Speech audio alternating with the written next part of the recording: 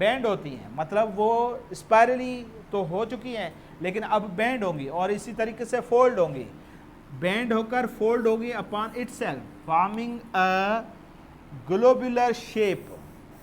वो एक globular shape बनाएंगे और ग्लोबुलर शेप 3 डायमेंशनल होता है।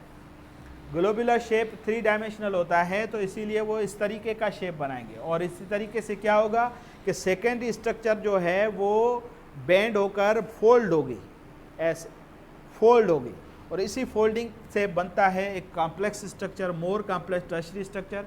इट इज़ मेंटेन्ड बाय, इसके अंदर मेंटेन रखने के लिए, इसको इसी शेप में मेंटेन रखने के लिए 3 टाइप्स ऑफ बॉन्ड्स इन्वॉल्व होती हैं, नेमली आयनिक, हाइड्रोजन एंड डाइसल्फाइड। यहाँ पे इसको मेंटेन रखने के लिए disulphide, hydrogen and ionic bond का रोल होता है जो इसी को इसी शेप में रखने की मदद करता है। इसका एग्जांपल है लाइसोजाइम, एक एंजाइम है जो हमारे अंदर एक फंक्शनल एंजाइम है। और चौथे नंबर पे आती है structure known as quaternary structure.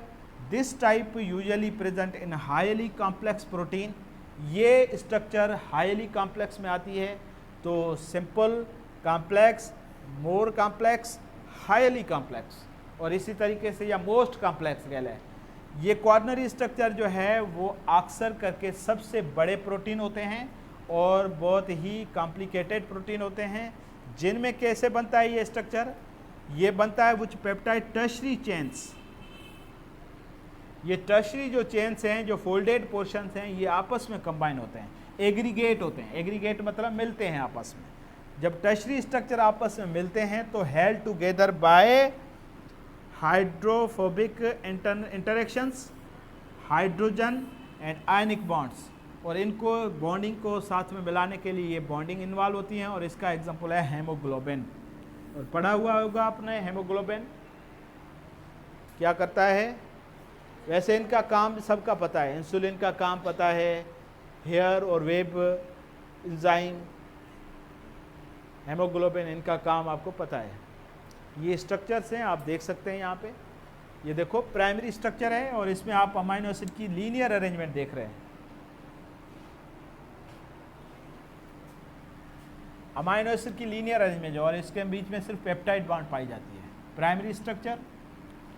Second structure में अगर हम देखते हैं तो सेकेंड स्ट्रक्चर में ये स्पायरली अरेंज हो गई है। ये स्पायरली अरेंज तो हो रही है लेकिन इसके अंदर थोड़ा सा फोकस करेंगे तो ये प्राइमरी स्ट्रक्चर है।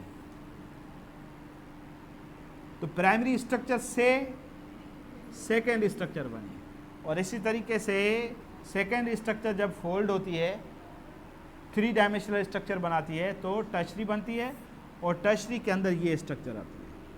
यानी कि वही सेकेंड स्ट्रक्चर है लेकिन वो क्या हो रही है, फोल्ड हो रही है और ज़्यादा फोल्ड होकर एक कॉम्प्लेक्स यूनिट बनाती है 3 डायमेंशनल, जिसको हम टर्शरी कहते हैं। फिर टर्शरी के यूनिट्स आपस में मिलकर क्या बनाते हैं, क्वार्टररी स्ट्रक्चर बनाते हैं। तो ये सेम इसी तरीके से प्राइमरी, सेकेंडरी, टर्शरी और क्वार्टररी और इसी तरीके से कॉम्प्लेक्स मॉलिक्यूल बनता जाता है और 4 स्ट्रक्चर्स के फॉर्मेट में आपको बताया गया।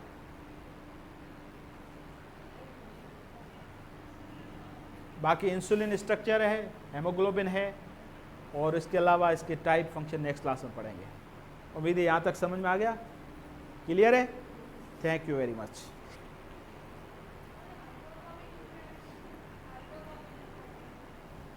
हाइड्रोफोबिक